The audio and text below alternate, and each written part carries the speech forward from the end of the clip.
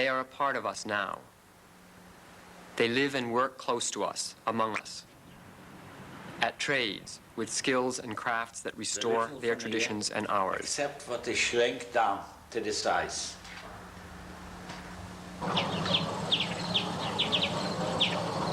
Sometimes former city people have become local farmers.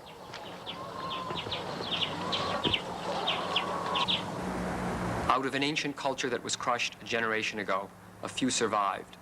Some via Shanghai or Siberia. Some went underground and fought, or hid in holes dug under turf. Others emerged from slave labor camps or death factories. Like the refugees from another inquisition long ago, they celebrate here the freedom of worship guaranteed by our Constitution. They discovered the same post-war America of drive and privacy. They arrived without baggage, only the burden of memory. They are among us. They are apart from us. How are you? A group of friends from slave labor camps has been meeting for cards and tea on Saturday evenings for 30 years. One of their number was a German Christian who converted and married into the group. The hostess said they allow each other only a quarter of an hour to reminisce. She said it is painful and dangerous to linger too long in that bitter past. They also remember their early, confusing American days together, trying to find their way, looking out for each other. Coming over here with a suitcase in your hand, with no money in your pocket, with no language In your mouth. and you don't know nobody knows you. So what else do you want to say? No. But maybe You with a said- good profession. Yeah, she should say what I said. I said to my husband, let's go home. He said, where's your home? You want to go, go. I'll tell a story about my son. We were going to Roger Williams Park. We were talking Jewish, and he was ashamed. Thank you very much. And he was saying, why don't you speak English? I want you to speak English. I don't want you to speak Jewish. So, all right, we try our best. We were going out. We spoke just English. What about with Koshirovsky? We went to Rocky Point, and we went back and forth all the time, and then somebody said, those bananas are still there. That means we went in a circle. We couldn't find our way home. We had a place to watch Williams Park. This was our place where to go. We had a place in Rocky Point, the place in Garden Park. If you want to go to Garden Park, you have to go to this place. You can find somebody. And after we got a little more educated and we got for everybody cars, we started going against it, or Scarborough. Even there, we had our own place. The last lifeguard in Scarborough, this was our place. I would say it was a hostile environment towards us. I don't know, maybe other people do not agree, but years later now, some 33 years later, I realized they were ignorant about it. They just didn't comprehend what was happening in Europe. Or they didn't want to comprehend, or they didn't want to know. Did you feel that way, Jack? Yeah, sure, at the beginning, yeah. Yeah. Yeah, you had quite a few of them, just like that. Because it was trouble, at the beginning to get a job. Very seldom we could get a job. We had to work harder than everybody else, if you got a job. So it wasn't, too pleasant at the beginning. No, it's not the point. It was every beginning is hard. But what bothered me the most, I just didn't want to talk about the Holocaust because it just fell out on dead ears. You understand what I mean? They think, one guy told me, don't tell me the stories, nothing is true about it. You just try to make us believe, to have pity on you or something like this. So for years and years, I didn't even want to mention about the Holocaust. I didn't want to talk about it. And as to the present time now, the man was born, he's of Jewish faith, he was born in the United States. And he was at a mixed meeting. and a Gentile person. They were in the corner, you know, gabbing back and forth. He said to him, don't you think it's enough already about the Holocaust business? So he didn't know what to tell him. He says the Jews allegedly, quote unquote, killed Jesus Christ. Allegedly, mind you. And you still see it here in every corner, all over the world. Here it just happened. It's 30 years. Already up the whole world wants to forget about it. Let's say one person asked me, for instance, don't tell me they put you in a concentration camp, you didn't do anything wrong. They just didn't put you in concentration camp because you didn't do, you must have done something wrong. No, I didn't go in specifics to explain. I thought to myself, if that's the case, it's nothing to talk about it. But they do have something to talk about. Torn between silence and speech, Heinz Sandalowski led us into his home and family history. My family lived on that same farm since the 1600, I believe it was 1630 or something like that. And it was amazing that always a generation took over, the son always took over from the father that particular farm. Now, I probably would have taken it over if Hitler wouldn't have come to power, but this is a different story. My father was one of the highest taxpayers in Germany. He loved Germany. He was a member of the German army in First World War, and he came out of it with the Cross First Class, and the Iron Cross First Class, and the Iron Cross Second Class. He loved his Kaiser, and he loved Germany. And I think this is primarily the reason why my father, the love to Germany, that's why he paired dearly with his life on the end, because he never believed that anybody in Germany would do something to him and his family. The name Sandalowski in this part of Germany was a very familiar one. There are Sandalowskis, and all Sandalowskis, by the way, are involved more or less with farming, with horses, and so forth. And my father always used to say to me, if you find a Sandalowski in this world, remember he is related to you and he has something to do with horses. Mrs. Eli Bucheister also had strong ties to German culture. Helga's blonde mother, a German Christian, converted to Judaism to marry her Polish father, who, she said, looked like what the Nazis said Jews were supposed to look like. When they were seen together in public, her father was beaten and her mother spat at. Helga was spat on in school.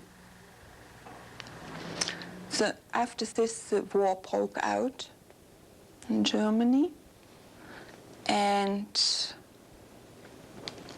they began to attack my mother, that she should divorce my father. And my mother refused this.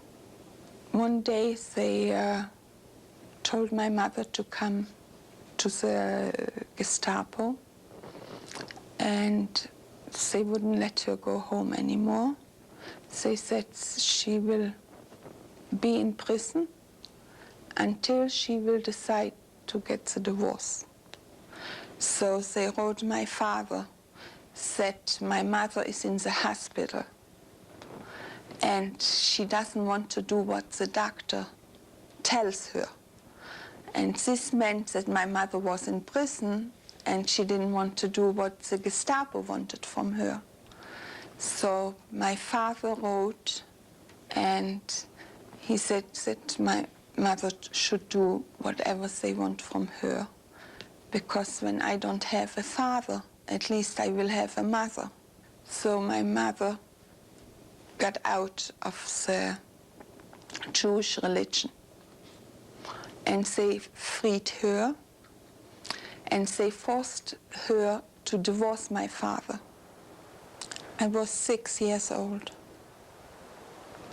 So I suffered a lot psychological.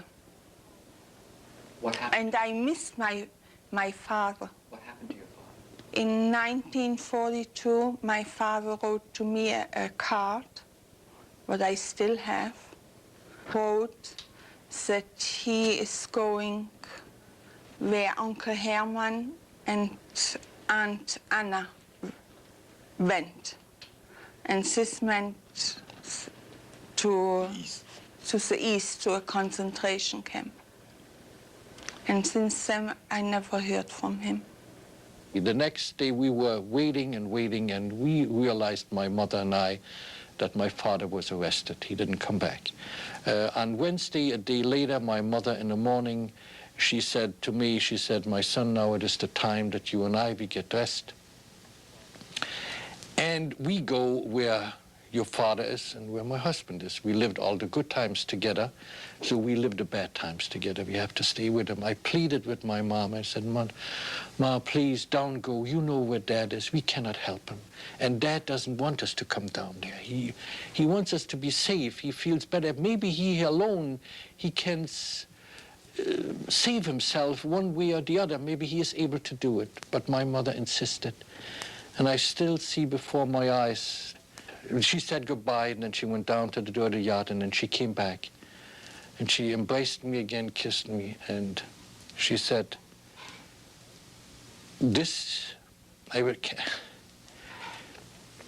The words are hard to forget. All these years we were good to you, and now you should show us that you love us, but you don't want to come with us.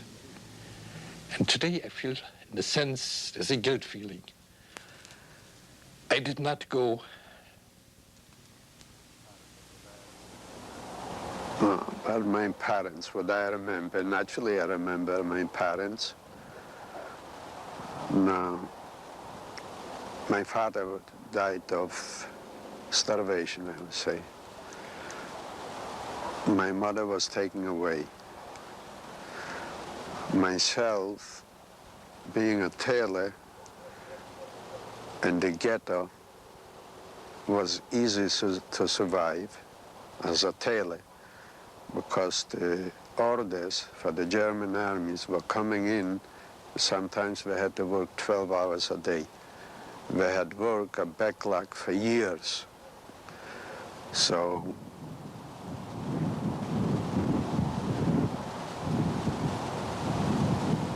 my father died in 1942. My sister was in camp in working camp in Poznan. Now my brother was taken away to a camp.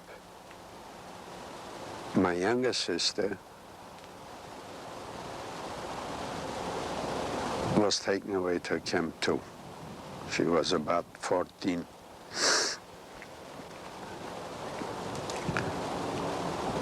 I don't know what else I can add to it. Well, they're all gone. They're all gone, yeah. They're all gone.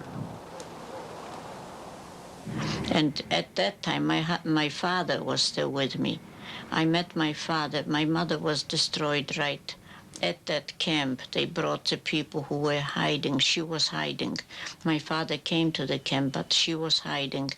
And they got all those people, and they brought them, and they made them undress, and they dug a hole and shot. And I know, I don't remember the date, but I know that that's when she was killed. So my father was with me for a while in that camp.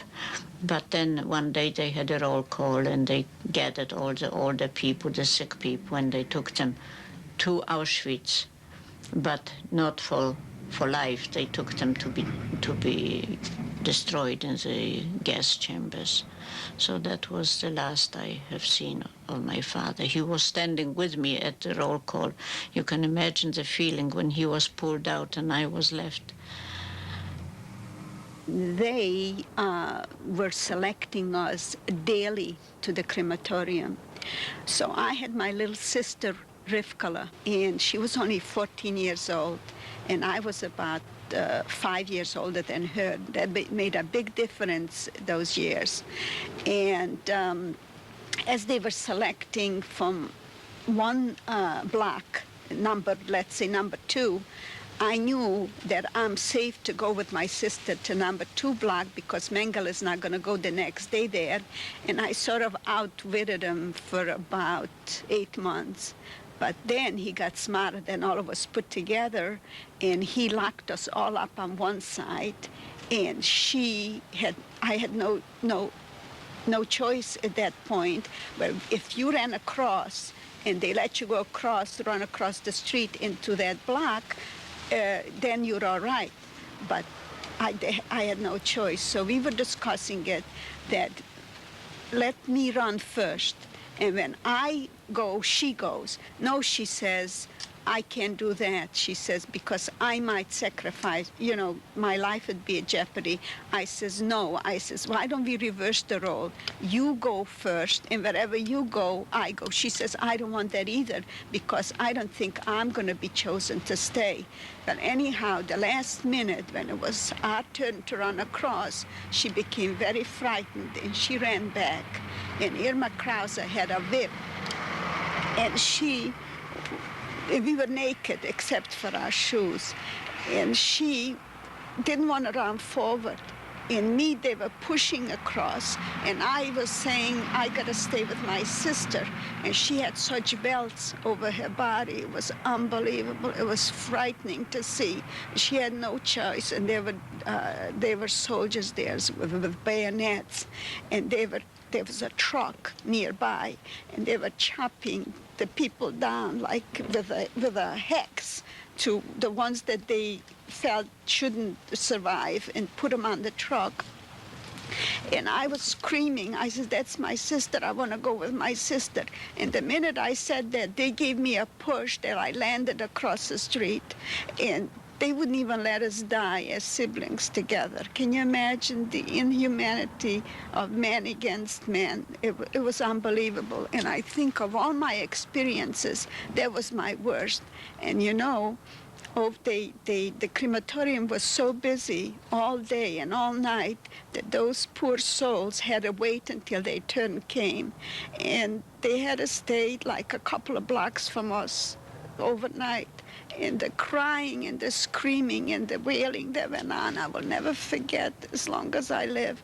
In order to punish myself, I went to Framingham once, into a mental institution, to hear that sound all over again, because I can never forget it.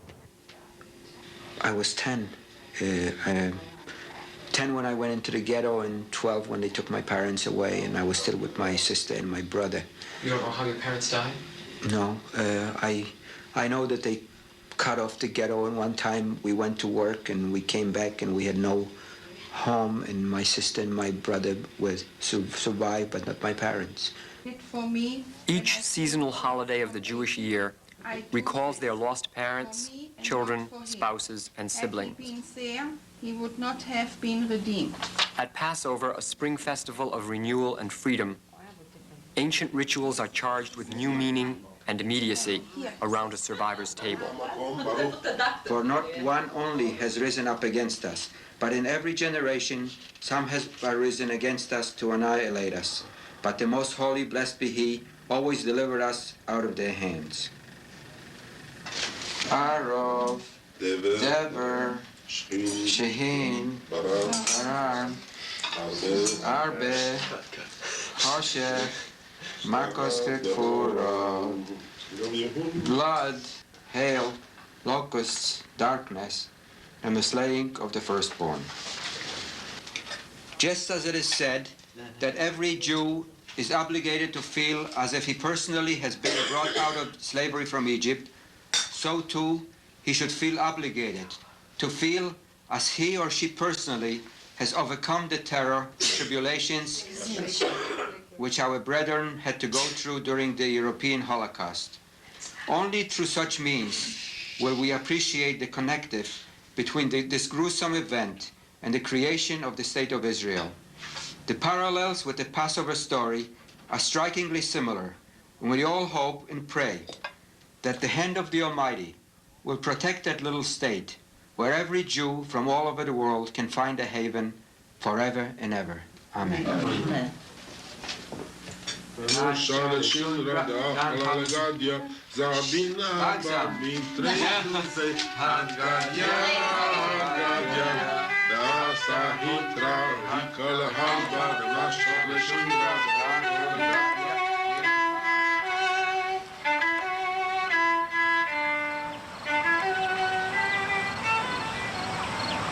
Well, they told us we're going to march into the camp.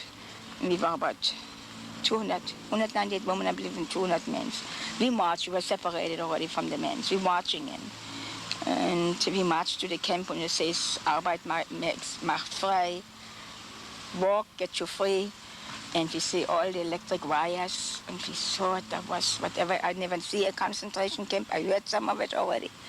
We are in a concentration camp. And they got us done. We marched to the street, to the Lager Street, which was just all muddy. And you see people, dead people laying here, people dying there, and just walk, waving with their hands or wanting something. And some of them were full of mud in their faces, and some of them just died. And I said, oh my God, this is hell. It took us to a block where they shaved their hair. We had to give everything up what we had, which was a last ring and a watch, shaved their hair, and we got a number. Well, I thought that was the biggest disgrace to me. And there was no more names. Our clothes was taken, our names, our papers were taken. And he said, you're a number now, you're nobody more. You just listen because you're in a concentration camp. If you don't do what you want, you're dying like the rest of them over there, they told us. So they're already being gassed, they said. So we looked out and the people were told to roll up their clothes. And they didn't want to scare them, I guess, but they said they would go into have a bed. And the SS were there, and when they do not fast enough, they just clapped. They clapped the people. I don't know, some of them could never get up. They were dead outside already before they went in. So most of these 3,000 people, unless for the 200 men, 298 women, they were gassed that night. They went in and they put the gas on, which was like showers, and they told them we would take good showers. The Sonderkommando, they have to cut their hair from the dead ones. They remove the teeth. There was a dentist and prisoners who have to pull out the gold teeth. And they put him to 5 into the crematorium. And they couldn't burn him so quickly like the new arrivals came, so they throw him out. Like how high as a house, there were just skeletons. Skeletons, dead people waiting to be burned. They couldn't burn them that quickly because they came from all over Europe to be gassed, to be killed, and the ovens didn't work so fast. So there was just nothing to see but dead people, skeleton and skulls, and if they couldn't burn them enough quickly, they made digging pits. And they put some gasoline on. They mix some fat ones with the thin ones so that the fat will burn quicker. They throw the gas and just burn them in pits. And what was left was skulls. Seeing that every day. But friends of mine didn't want to leave me on the block because that was definite death, because the German Aufseherinnen, the women who were in charge of the blocks, their pride was to keep that block clean and neat and no half-dead people laying around. So I was already sick, but before it was impossible to walk, she would help with other girls. They would take me between themselves and walk me to work. So I wouldn't stay on the grounds because that was dangerous. That was really, it meant death. So between her and another girl, they would take me to work. Then when we came to work, at that time we worked in peeling potatoes in the kitchen.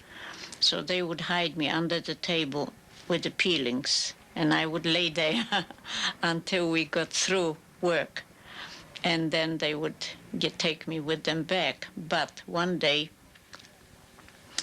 coming before we left and before we entered, mainly before we left, we were searched.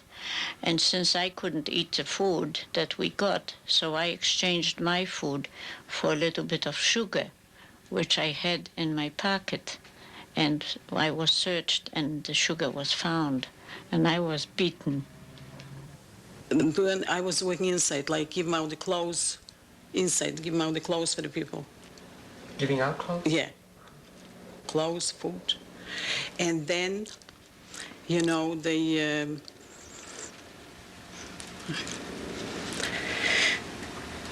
separate me from my mother. Just as I said, so I was by myself working there.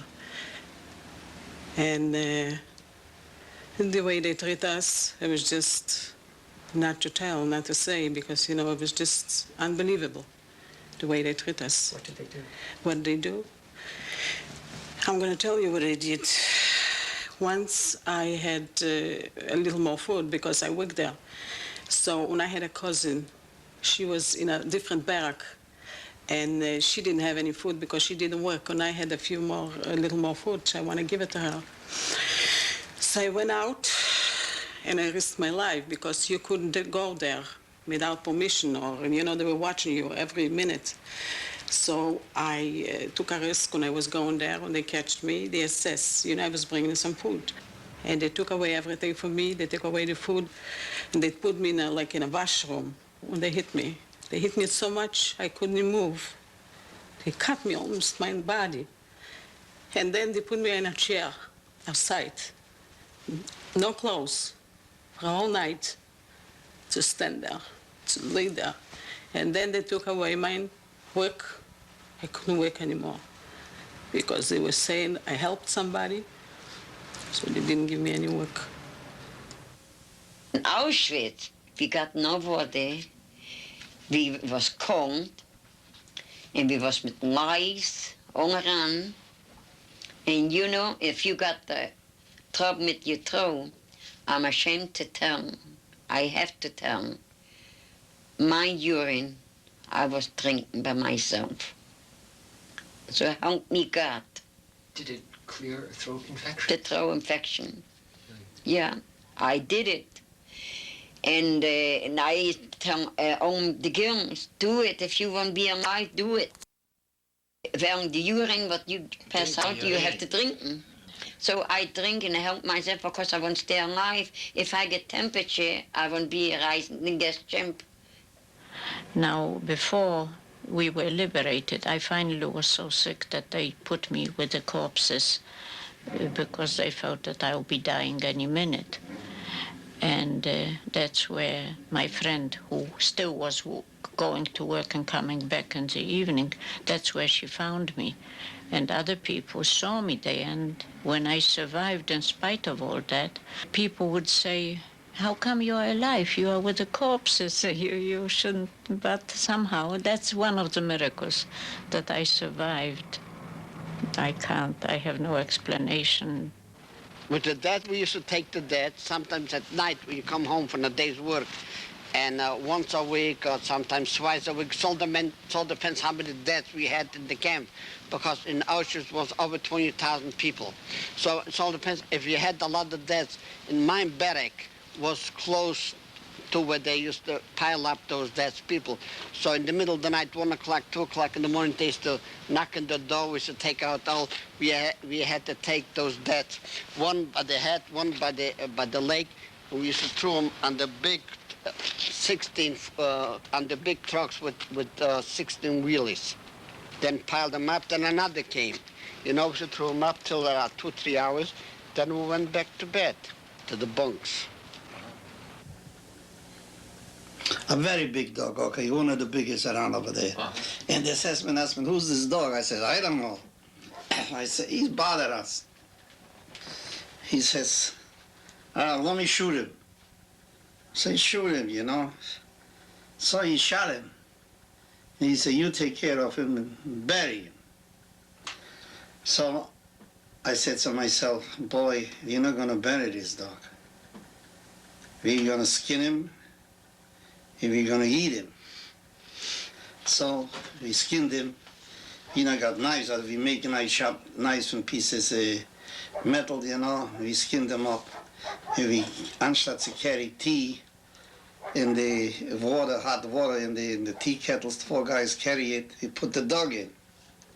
So I figure we make a fire over there, and we if we have something to eat, we cook them or something hot, we put them on the fire. So a Saint Bernard dog, a big one, you know. So something starts smelling, you know. Actually, they says he smells, they go see, oh, let's go see what the Jews is up over there. So one assessment comes, everybody ran away. So one of the assessment comes over to me, two guys, he says, who did this? I says, me. There's a big dog, he's like a calf. And it's a waste, he shot him, I says, you know, if you're gonna eat the meat. I always tell them the truth. So the one assessment says, forget about the cooking here. I'm gonna arrange, you're gonna get a big piece of meat and we take him in the kitchen. I'm not gonna tell him this is a dog with almost a calf meat. So they took him to the kitchen, they cooked him. They gave it to me, something too, you know. And they sold him to the other Germans for cigarettes. Yeah. Yeah, listen, what do you know do it to survive, you know, so me. How did it taste? What? Taste? Out of the world. At night, you got a soup and a piece of bread. In the morning, you had to have part of this bread left in the morning with a coffee. And then at lunch, you also had a coffee. There wasn't much to eat. But we organized, we run the fields, you know, to steal potatoes. I was fortunate also, I was working out in the farmers, near the Polish farmers, and I got some food from them. Not for nothing, I bought it from them. What did you give him? We give him plenty, too much. We give him gold and diamonds. What the people smuggled into the camps, the Belgian Jews, you know, the French Jews, and also other Jews. So we were giving him for food, we were giving him gold and diamonds. After the liberation, people crossed and recrossed Europe in search of family. Meyer Spitzman went back to Poland, but then returned to a concentration camp, which had been converted to a displaced persons camp. There, like others, to marry, in former SS barracks, in borrowed and shared clothes, have a child, await visas, and grieve for lost brothers and sisters. My sister was in Poland. In the last minute was a Gentile neighbor saying he go take her because she no looks like Jewish and she's young. He took her in and she was from 1939 to 1943. She was in his house. After he believed that nobody would recognize her, he sent her out to buy him bread. Some little Polish kid recognized her and hollered, Jude. And the assessment was listening to it, and she started to run. He ran after her. She made it on the 3rd floor up, and he was so nervous because she escaped him before him. I was told by the people when I went in after the war in 1945, they told me they opened the window and they threw it down. When they threw it down, the head was smashed, everything was in pieces. The whole ground over there was with blood. And they took her away. After to the men, well, they took him out on the street and they hang him in the street. And they took out all the neighbors to see it, how they hang him. Her friend, they hanged her Gentile friend. Yeah, because he was kept there. Where did you get the photograph of your sister? I went back to Poland looking for my family. And I know it where she was, to who my father was given to her. I went in the house and the woman started to cry and jumping, and I could not take it no more. She begged me to stay in her house. I was not staying overnight in her house. She told me, come back, I got a picture from your sister. She gave me a picture from my sister and a picture from my 2 brothers, the twins, what I got at home. And so I took it with me, and a week later, I went to the house where we was living and was occupied by Polish people. And they were saying, I cannot stay in that house, no belongs no more to me. I say, this is my father's house. She says, now it's not a Polish republic, now it's a communist republic. It's not your house. When I heard that, I was so excited, and disappointed in everything what she was talking to me, and I went to Germany to Bergen-Belsen. I crossed the border. Some of the Providence survivors store a picture or two out of their past. Several keep a book of images, an envelope or box of yellowed clippings as grim reminders of the dismal landscape.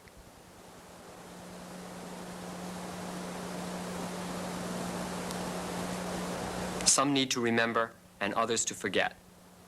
Some acquired pre-war photos from relatives who had scattered to other countries of the globe. This family group portrait was retrieved from the rubble of a burned-out temple. They may hoard post-war snapshots as valuable evidence of their experiences.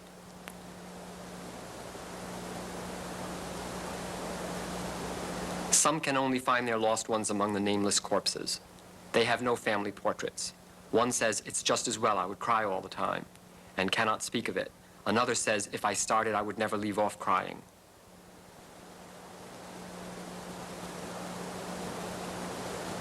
The relics that remain among them will go into a common archive.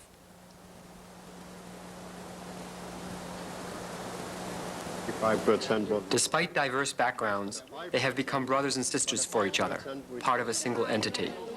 Their group, Holocaust Survivors of Rhode Island, meets in quest of a common goal, a memorial to their world for their children and for ours.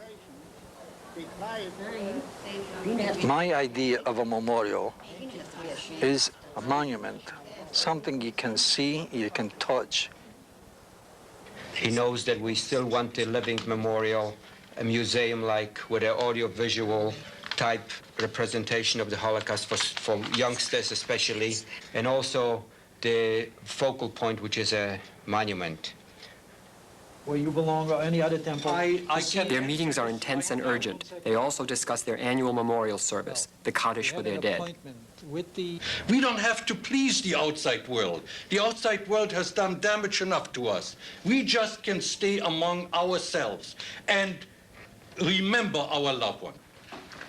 After ignoring us for many years, the world finally realized they had an obligation to remember 6 million Jews who were killed by an enemy who hated us just because we were Jews.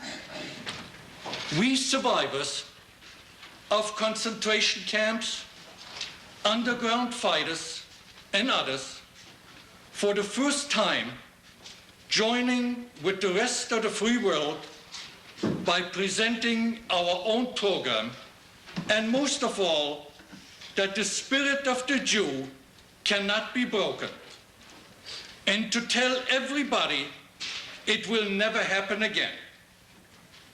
Now, it is my pleasure to introduce to you the chairman of today's program, Mr. Maurice Gascoigne.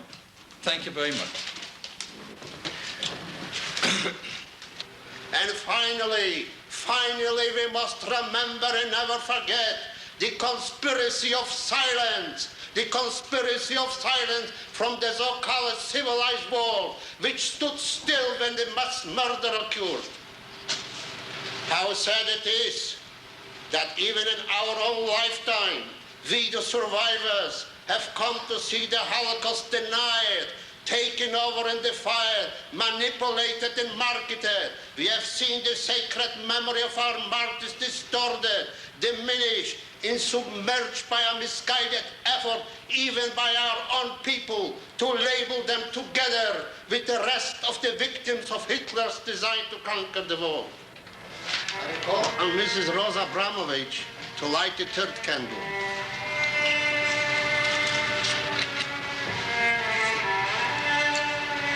I call on Mrs. Amalia Sandolovsky to light the fourth candle.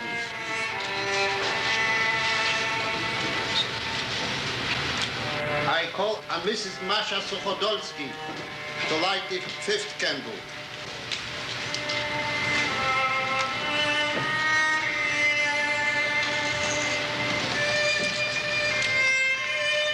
This time, I call on Miss Amy Fink, a grandchild of a survivor, to light the sixth candle for the 1 million Jewish innocent children.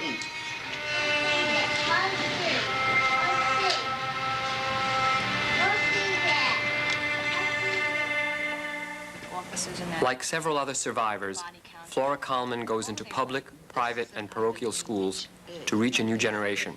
On this morning, students asked her, why did the survivors of the crime have to wait so long for a welcome, while many of the criminals were helped to avoid justice?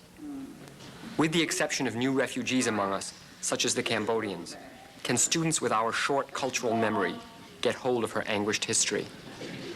It's the emotions in the human being which is revolting when you have to accept a fact that many have escaped justice, have found their way to freedom and are doing very well. But the truth is, I have to be realistic. There must have been a lot of confusion after the war.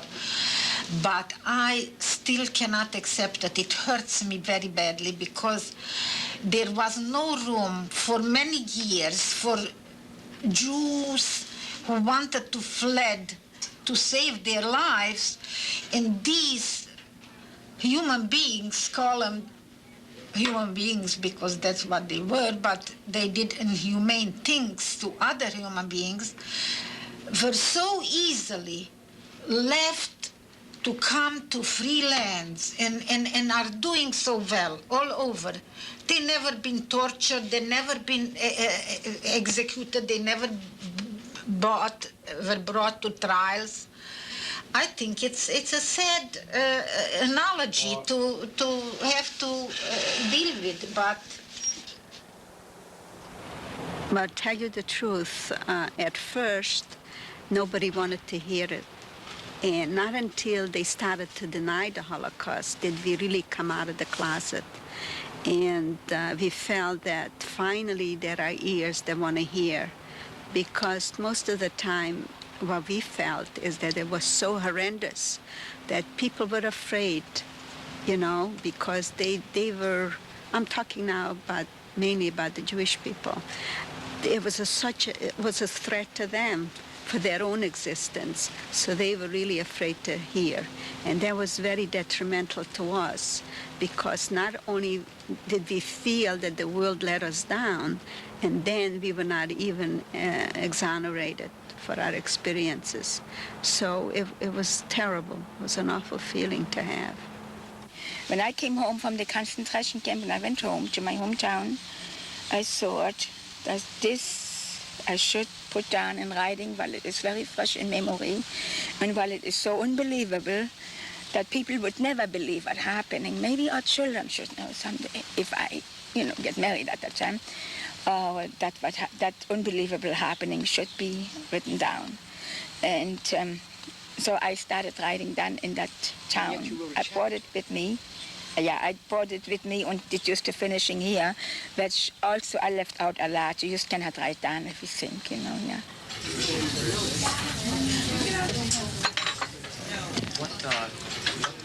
What part of your stories and your family history did you tell your children? I told them everything. Exactly. First of all, the most important thing I told them to be proud of the Jews. And I told them and to this day we still talk about their grandparents, their great-grandparents, their heritage, where they came from. Sometimes I remind them too much. I used to say to them, your father never had this and this.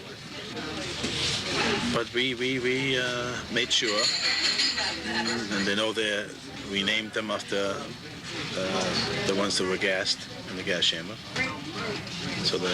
And they were told who they're named after, and what kind of persons they were, and what happened to them. So they know. Did they accept that knowledge? How did they deal with it? When I told them, when I showed them the pictures that we had of some of their aunts and the ones that they named after, of course, they started to cry. Basically, because they would have loved to have known them. And very happy that their father was survived and that they're here, right?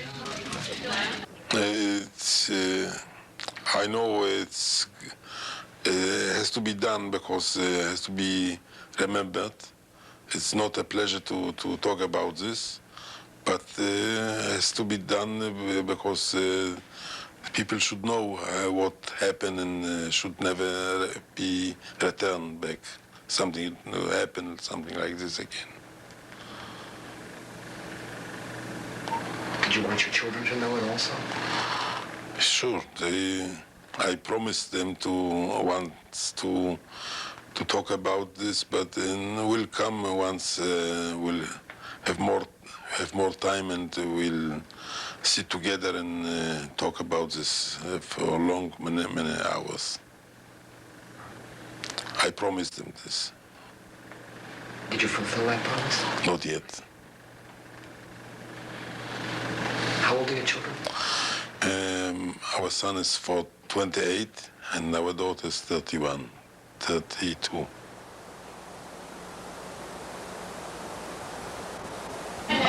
I knew, but they didn't really tell me.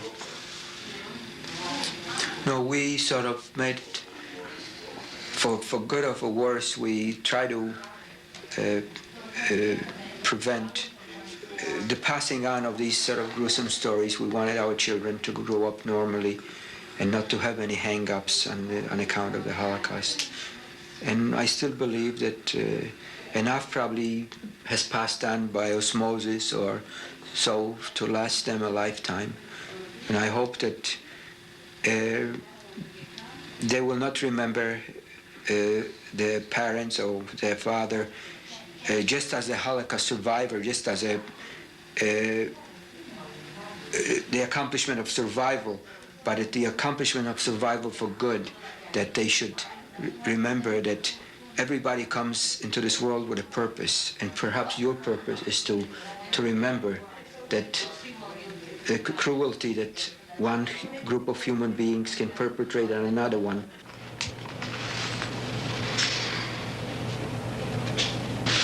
I had a wife and 2 children. Children were boys, girls? Boys, 2 boys. And as far as you know, they were... As far as we know, they shoot them. My mother spoke more about her child than my father. Right. She was married also before. Did she have a son? Mm-hmm. And there was a picture, whereas with my father's children, he didn't really talk about it, and there wasn't really anything concrete to visualize. I always found that if I probed for the stories, they would be like so terrifying that I had nightmares as it was, and as a child, I always had a really hard time sleeping. They always had to lay down with me, and I was real nervous, and I think that was as a result of the energy that was in the household. Come, I want you to put in milk. Because, the Orthodox rabbi said, because I was always crying, I was sick, and I always, got nightmares. He said, if I have a baby right away, will make me happy, and I go be busy, it's keep me going. We have to bring up the Jewish generation again. I heard the story in bits and pieces from my mother, and like many children try to do, they try to blot out the terror that is in their life and try to think of the good things, and that's basically the way I led my life even to this day, because it was much easier to live without these horror stories. I knew my mother had problems because at night I would hear her scream from nightmares. I knew that she was still experiencing a lot of what would happen during the war. Until recently, I didn't have the courage to ask my mother exactly what really happened. What happened recently? Her story, from her entire story, I delved into it. I always felt that I just didn't want to know. I didn't want to know. I knew that it was terrible, but I didn't want to know too much for my own protection. How about protecting your parents? Did you feel any protective desire to comfort them or to... Well, of course, I know my parents have done everything for me. I feel a lot of gratitude. I now have come to the realization that there are very few people that I have ever met that have the courage of my parents. And whereas once I may have been embarrassed because they spoke funny and they may have acted funny, their manners weren't the typical American great manners, yet after all they've gone through, and yet to still be as optimistic about life as they are, they have more courage than most people I have met in my entire life put together. Now that I am an elderly person, if I think back, religion comes into focus, and I think God had a purpose to keep me alive, that I should go through the time we went through, to, I don't know, maybe that I am the little bit I can do to be part of, to tell for future generations what was going on, and I think that I am a living witness of that time. And when I woke up and I heard the birds singing, I said, that is beautiful. And at night I seen the moon come into the bedroom. I said, so beautiful. And I went out and watched the star. And I said again, gosh, is this lovely. Now maybe we live here with God, I said. So the children were happy. We started out after a while, and things went really well. Just thinking back, you know. I think that God put us here. God put us here to find happiness. You know? I had such a liking here to that place. I would never believe it. I've never been a country girl, but I found such a peace here. We can still believe on God and on the Creator because somebody had to do and give us that beautiful land and nature. Nobody can make it but God. That's my only explanation. But when that has happened, when I have seen there was no God, I don't know, he just left us, I think. He left us.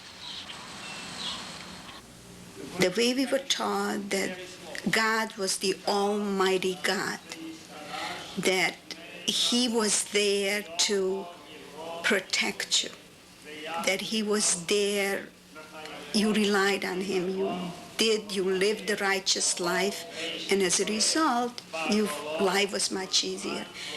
You didn't shoulder the burdens of life by yourself. There was the Almighty. So when the Holocaust took place, where we were saying to ourselves, where's this God that we so depended upon? And it seemed that he wasn't there. He just wasn't.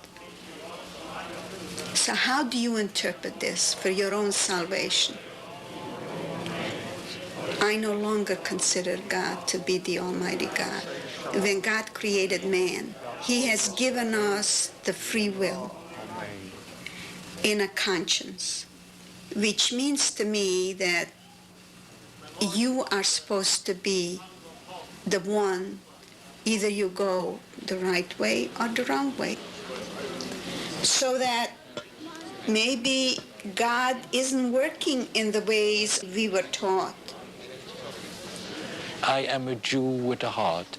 God is to me everything, and he is the only one I have to come and to tell my story to. I don't have to go to men and say, I'm doing this and doing this. God is the only one. My family and God, they're two persons I have to come to talk to. The other day she asked me, you know, we're getting older, and she says, where would you like to be buried? And I already thought for a minute, and I said, you know where I would like to be buried? Right in the mass graves from where my brothers and sisters were buried.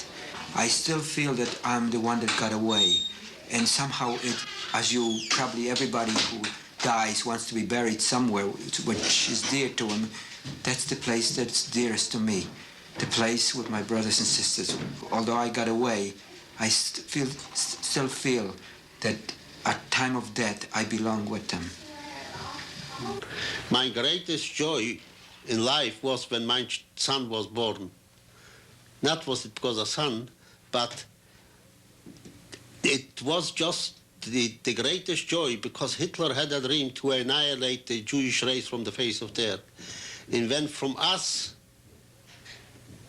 we were at the threshold of death, and the dry bones from the valley still came in life, and a new generations of Jews were born. That was the greatest.